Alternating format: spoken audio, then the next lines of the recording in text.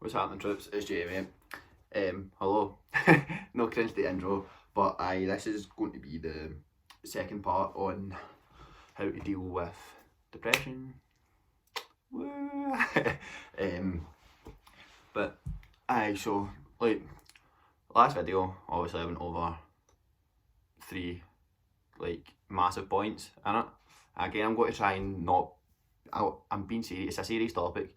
I'm going to try and not play with my hair for a start, but I'm just trying to not emphasise it, but try and have a bit of funness about it. Not funness. That's not even a word. I think you know what I mean. I don't want every video to be serious, but I do want to express the serious topic first that I feel big on, if that makes sense. But yeah, so I think my first step for it, well, not my first, my fourth, but I'm going back to the third step in the last one, and it was, obviously I had said it was, it's been out of my mind, or my head scrambled today. Obviously, in the last video, the third topic was finding something to do. So mine was going walks and going runs and stuff, get a hobby. But I didn't think I'd emphasise it enough, because finding a hobby isn't necessarily doing exercising. Exercising is a massive part, and I'll get to that in a wee bit. But finding a hobby, it could be something as stupid as cooking. Cooking's not stupid, but I can't cook. But cooking, it could be cooking. It could be playing a game on your phone that you like. It could be playing I don't know, a PS4, an Xbox, a PS5, Xbox, whatever it is, all the new ones. It could be something as stupid as that. It could even be getting out a drive. It's just whatever you like doing constantly is something you should find to do. So I don't think I actually did emphasise it enough in the last one, because it's all that, I said, from my perspective, what I like doing and what takes my mind off things. But obviously other people's could be obviously different things, which makes a lot of sense. I need to stop doing that. I might put a hat up, sit with my hood up like that. That is not happening. But so that's it's just carrying on for the last video. That's my second. I keep doing it. But I'll say that my fourth one would be, it's going to sound really cliche, but it would be exercise. Because even not exercise as in going circuit training, doing full on sprints and stuff like that. It's just something as simple as going a 10-minute walk, or going an hour walk. It could be from walking out your front door to the end of the street and back, something like that. It's so simple, but it's so effective as well, if that makes any sense. I'm hoping it does. But yeah, so that would be what my fourth one would be. It'd be doing I wouldn't go full out, full exercise and stuff like that. I'd just say doing simple exercise is probably going to be not your easiest thing, but doing simple exercise, it makes you get up, get washed, go out. Oh, sorry, but but it makes you get up pretty much, and it makes you get out your bed, get out your house, stop sitting about pure it's not sluggish, it's just sloughing. I think I've just made that word up. Just lying about the place doing absolutely nothing. So it actually gives you something to do. So you could be I'm going to you could be lying in bed and then just think, I'm gonna have to do something, and instantly, as soon as you get that mentality, it will be like that. Everything will change, and that's when you go for your shower. You want to go out. You want to go for that walk. It gives you the fresh air that you need. It gives you there's just a lot of benefits of going a simple walk as well. But yeah, so I think exercise is quite vital as well. All these points are vital. There's no one that's bigger than the other, from what I say. just got a notification. But yeah, that's what I think the fourth one would be. The fifth one, I would say, and it'll come into, it ties into like cooking and stuff. It'll be having a good diet. And I know what people say, like, oh, they don't want to diet, don't want to do this. I'm not meaning like going on a diet. I'm just meaning having like good nutrition, like eating like fruit. Eat a 5 a day, you know. But no, like eating like just, I don't like stuff like that's not like fast food every night, like things like that as well. And it would be something like eating along the lines of not a, like, you don't have a routine, like you can still have your fast food and stuff like that, but eating like, I think it's a nutritious is what they call it. I'm no food expert, but like eating like not your 5 a days, but eating some fruit, eating veg, eating like your protein, your carb, like all stuff like that, instead of just eating like McDonald's, KFC, like Chinese, Indian, all that kind of food. Like I wouldn't try and cut it all out, because like it's hard to cut everything out, but like try and cut, like go down if you're on it like every day, pretty much. If you're eating fast food every day, like cut it down to like 1 or 2 a week, and then try and balance a good diet around that, because it like dieting, like not dieting, I need to stop saying dieting, like having a good balanced diet will, it will, like, I'm trying to think of how to say it in words and not sound stupid, but it goes into your head sort of, and it like makes you feel like more energetic, I want to say. Like it makes you feel like more hyperactive. That's the word. It gives you the drive to do things as well. Whereas like, because you eat a McDonald's and then all you want to do is lie about and like slope about, like walk like that.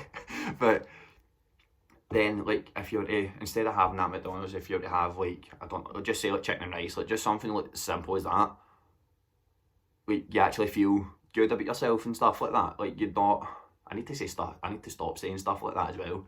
But in a way, like having like a good standard balanced diet can be really beneficial to you. But so yeah, that would be my fourth tip. Like, just be careful of the foods that you eat as well. I think that's fair enough to say. I'd say my fifth one would be, I think it is important, but a lot of people I know have horrible sleeping patterns, and they're fine. Like, they are actually fine.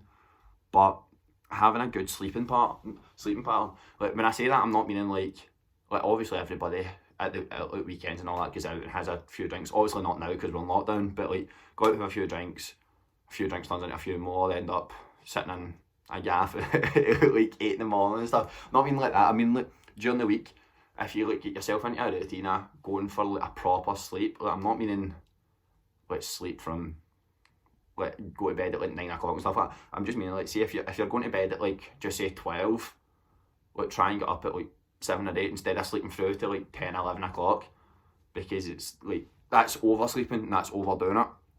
Whereas if you're going to bed at like 5 in the morning and you're waking up at like 7, 8 o'clock, that's undersleeping. So like just find that balance in the middle of them. So if you're the people going to bed at 12 and waking up at like 11 and stuff like that, like go to bed at 12 and try and set an alarm or something, because sleep, I'm not sure, I always feel when I undersleep I'm not as tired, but I go to bed earlier the next day. But when I oversleep, I'm just shattered the full day.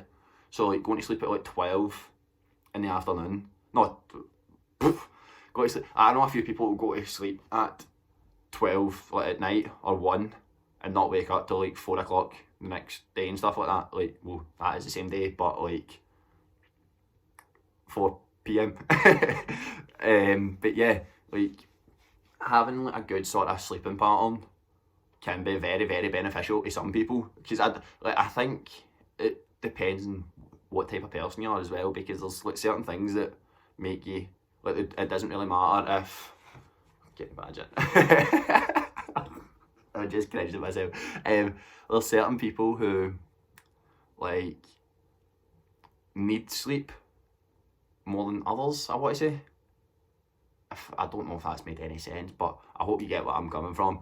But yeah, so like people who like need to sleep for certain periods more than other people, I think that is a thing. I might have just made that up in the spot, I don't know. But having like a good standard like sleeping schedule is very, very beneficial, because I used to have like a horrible, like I used to be going to bed at like well, I used to be like 2 or 3 in the morning, and that doesn't sound that bad, but see when you're up at like 6, like 5, 6 o'clock in the morning to go to work, it wasn't great. You're really staying up for nothing, so it's like pointless, unless obviously like UFC and stuff like that, UFC, boxing, American football, all stuff like that is like stuff that's on at late o'clock, that's a new one. But like stuff that's on later than the UK time frame, I don't know if that's right, but we'll go with it, we move. But yeah, stuff like that can, just having that sleeping schedule can be beneficial, and like you can always, I suppose at weekends it's fine, because you can do it, like your weekend is pretty much like, if you work a job, your weekend's most likely your days off, and unless you work in like certain schedules and stuff like that. But yeah, having a like sleeping pattern will work massively in your favour. But yeah, I would say I'm sitting up. See, I think I'm the only person that sits like that as well. I sit like with a foot, I don't know if it's good, I don't know if you'll be able to see it, I sit with my foot under like my bum. But COVID. But yeah, I'd say like that's the 5th one. And honestly, I'll go for a 6th one as well, because I think 6th one could be one of the most important ones, and it's like not over. It's like trying to think what made you like depressed, like get into depression. So I know certain people like don't have any triggers and they just go into it, but certain people have got the triggers. So I don't want to get like, is it morbid they would say, where it's like really sad and stuff, but like a death could bring like depression, but you don't need to learn, because that's a horrible choice of words I was going to say. Like it's trying to not trick your brain, because it's obviously such a bad thing to talk about and stuff like that, but like thinking along the lines of stuff like trying to like train your brain into not dwelling on it. Like yeah, obviously it's a horrible time, you'll go through grief, and you'll obviously have your depression stage and stuff like that, but it's just along the lines of like, we'll come off the topic of death because I don't want to talk about that, because it's a horrible subject, but it's just trying to like pretty much trigger what caused you to go into depression, and trying to train your brain and not dwell to it. I don't know if I've got a squint yet. But trying to train your brain and not dwell into it. Whereas, because when you're when you're depressed or in depression and getting into depression stuff, that is your trigger, and that will put you into it, and it'll put you into a like vicious loop, and that's what comes to it. But it's trying to train what that trigger is to not sit and dwell, and like it's not overcome. It is sort of overcome, but it's like not so. Like betting, for example, so you could have lost, like, just say you lose hundreds of money on betting, and every time you bet you get depressed because you're not winning and stuff like that. So your trigger would be to put on another bet to try and win back money and stuff like that. That's how a lot of people go into depression. But like training your brain into not putting that bet on and overcoming it, so it'd be like deleting your apps, or like putting a very, very low limit if you're a big better. That's a new one to me. But like training it's like pretty much it's like like the game like How to Train Your Dragon, but you train your brain. That's a shocking statement. Not statement, but like comparison. But that's pretty much what it is. Like, so if it is the betting that's causing it, then you've got one or two things to do. And it's either delete your apps and don't reinstall them onto your phone, or set a very low limit. So I don't know, like, big bettors spend fortunes, but like, just say you set your limit to like a tenner a week or something like that. So £40 a month, but you don't bet more than that, because once you do, that's you triggering your depression to go back into it. Whereas when you're how would you I'm trying to think of how you would properly say it, like when you're trying to not dwell on it, you would delete or lower the limit, because then you can look back in yourself and think, like, why did I put myself into that state, and sort of things like that. So yeah, I don't think I've described that very well, but I hope people know where I'm coming from when I say that. But yeah, I want to say that's what I want to say, but I don't know if I've described it well.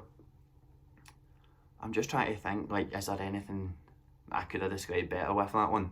Because it's not the best. Just pretty much, it's just pretty much like trying to overcome what caused it. And I use betting as an example because, like, everybody bets, let's be honest, everybody does bet.